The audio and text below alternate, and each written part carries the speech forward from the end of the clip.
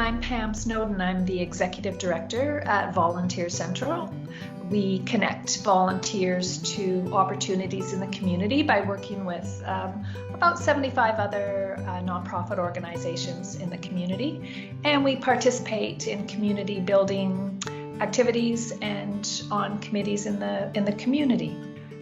The impact of COVID-19 on the volunteer base has meant that many organizations have had to scramble in terms of how they're going to deliver their programs. It's not safe to have volunteers in-house delivering your programs, and it's not safe for volunteers to be out in the community delivering services the way that we have in the past either. So organizations have had to really learn how to adapt. Many organizations are delivering their programs virtually now.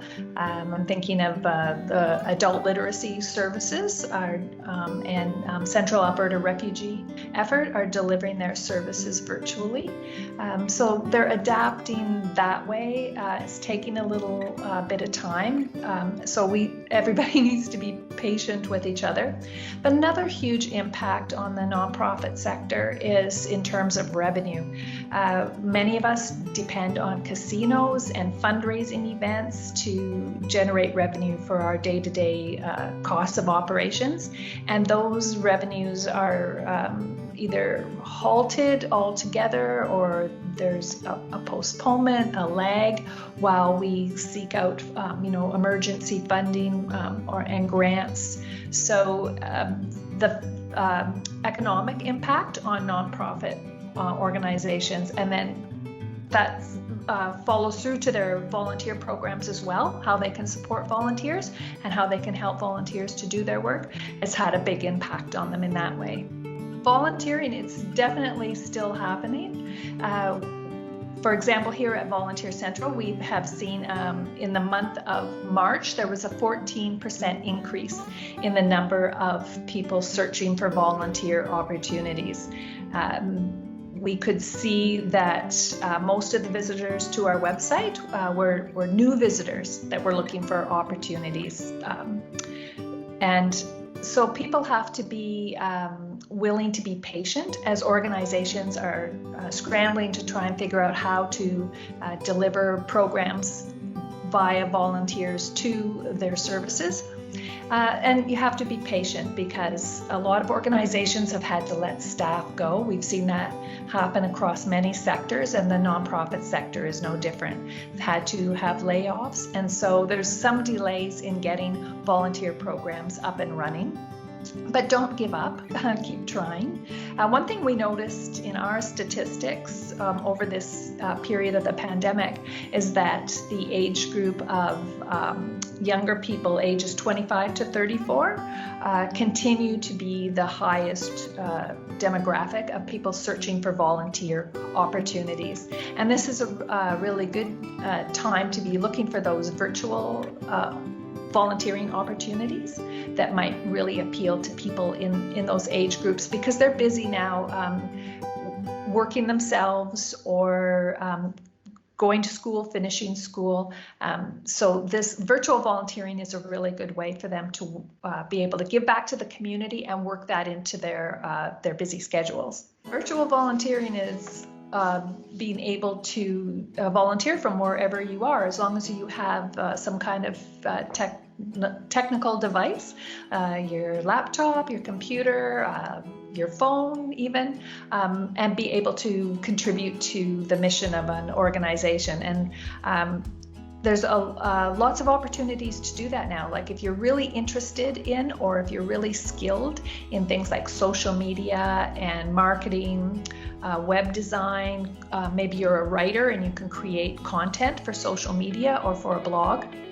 Those are ways to help out organizations who are busily distracted with other things right now, or have had to let staff go and could really use a hand with those kind of tasks. There's organizations that are looking for friendly callers. So if you're very extroverted and social, or just a caring and compassionate person, and you want to reach out and be able to call on people who are shut in right now, people who can't get out of the house, or they've had to be extend their self-isolating. You could be a friendly caller to them. Again, you don't even have to leave your house to do that.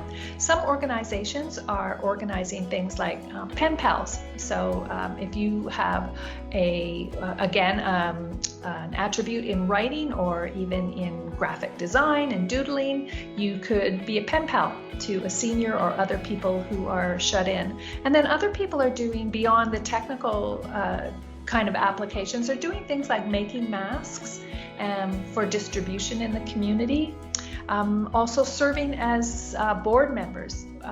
Right now there's a high demand for board members to lead organizations. Again, it's something that you can do virtually. My own board of directors has been meeting virtually for the past couple of months, but that's a really good way to serve, especially if you have some leadership skills, or if you have some particular skills that would help a board in terms of their bookkeeping, accounting, fundraising, and or their engagement and leadership within the community.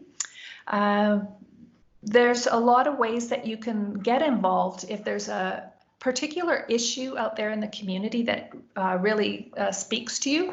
Perhaps you're really interested in helping seniors. We're hearing a lot about that right now, but also youth or people that have specific health concerns. If any of these are areas of interest to you, then reach out to organizations and ask them, what do you need right now? Here's my skills. Here's what I can give you. Do you need those skills, or what do you need? Because as I mentioned before, I think a lot of organizations are really scrambling right now. We're trying to figure out what's the new normal. How are we going to go forward? And so again, being patient, but being proactive and reaching out to an organization, just letting them know what you can do to help. We are losing our sense of taking our community for granted and the people in our community for granted. It's almost like this big wake-up call. And I have seen this throughout the pandemic with the kind of calls that I'm receiving, but just watching what's happening in my own neighborhood and in our community in terms of people really coming forward and wanting to help and feeling like I never knew. They'll say, I never knew that, that this was a problem for these people, that they had, they can't even homeschool their child right now because they don't have a computer at home. So what can we do about that?